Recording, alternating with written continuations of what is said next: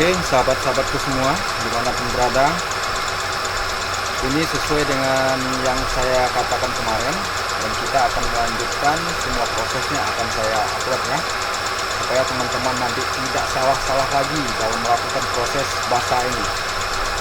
Ini pas tepatnya di jam 24, dari 1 kali 24 jamnya, karena waktu saya mengendapkan ini, itu waktunya jam 1 malam. Sekarang udah jam 1 malam, makanya saya akan melihat dan kita akan mencek apakah nanti di dalam waktu 24 jam air sianida ini sudah ada logam mulianya atau belum. Oke teman-teman, kita matikan mesinnya dulu.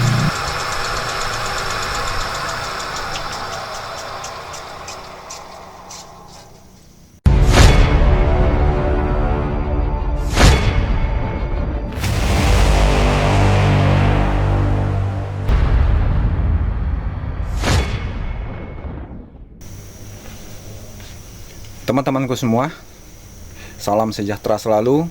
Sebelumnya saya mengucapkan semoga teman-teman semua dalam keadaan sehat walafiat dan dimudahkan di dalam semua urusan untuk hari-hari berikutnya. Karena ini berhubung tengah malam, jam 1 malam, dan juga saya di sini mengucapkan karena kita akan melakukan puasa bagi yang Islam dalam beberapa hari lagi. Saya mengucapkan selamat ibadah puasa. Mohon maaf lahir dan batin. Baiklah teman-temanku semua, di sini dapat teman-teman semua perhatikan apa yang kita lihat sekarang ini, bahwasanya material yang kita masukkan sebanyak 25 kg kemarin lebih kurang. Setelah itu kita masukkan lagi kapur 1 kg ditambah fluknya lainnya seperti CN, soda api untuk menaikkan pH-nya. Dan itu yang telah kita lakukan. Dan dapat teman-teman perhatikan di sini semua.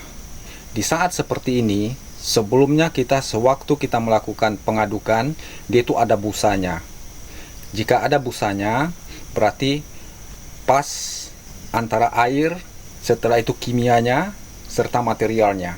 Dan dia tuh ada busa di atas, ada reaksinya. Berarti situasi pH saat itu tepat antara 10,5 sampai 12,5. Dan saat ini dapat teman-teman perhatikan, ini material kita ini dari 25 kg, dia ini sekarang mengembang. Dia tuh kembang teman-teman. Berarti secara logika aja material kita ini ada kandungan piritnya. Jadi jika material ada kandung piritnya, apabila kita endapkan atau kita lakukan prosesnya, kita memasukkan misalnya contoh 10 kilo, dia tuh akan bertambah, bisa menjadi 2 kali lipat. Demikian teman-teman. Makanya kemarin saya katakan kepada teman-teman, masukkan air dulu 1 kali daripada material. Jadi setelah ini yang keduanya teman-teman dapat perhatikan, ini nih, seharusnya di dalam beberapa menit, jika kita telah menghentikan mesinnya atau kita tidak melakukan pengadukannya, itu dia tuh akan mengendap. Lumpur-lumpur itu akan mengendap. Tetapi ini udah berapa menit, udah 4 menit, kita sini lumpur belum juga mengendap. Karena lumpur itu sudah menyatu semuanya. Nah, disinilah kita sangat jeli dengan keadaannya.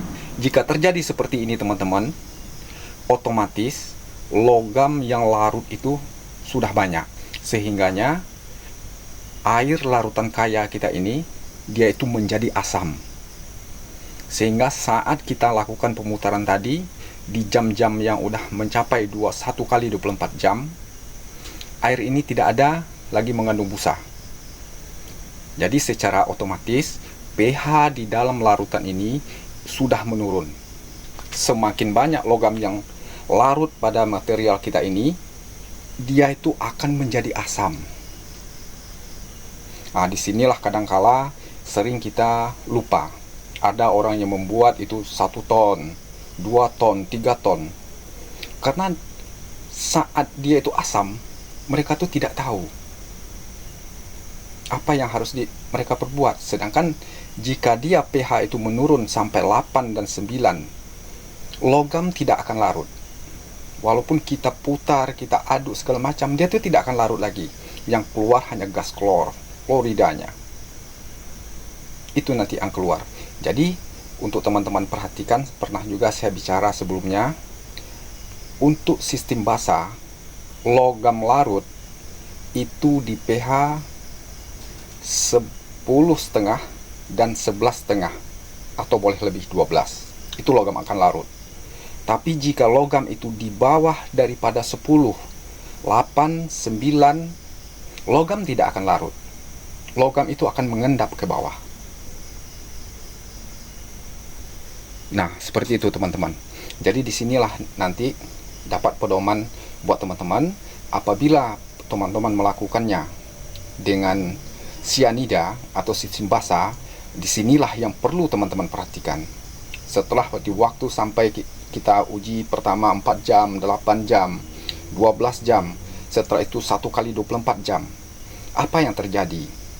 Setelah terjadi seperti ini, berarti dapat kita lihat, itu air kan nampak teman-teman ya. Saya tidak bisa menzoomnya karena saya sendiri nih sekarang nih. Disinilah kita baru menambahkan air. Baru kita tambahkan air teman-teman. Setelah kita tambah air, kita cek lagi pH-nya. Kalau pH itu turun, kita tambah soda api untuk menaikkan pH-nya.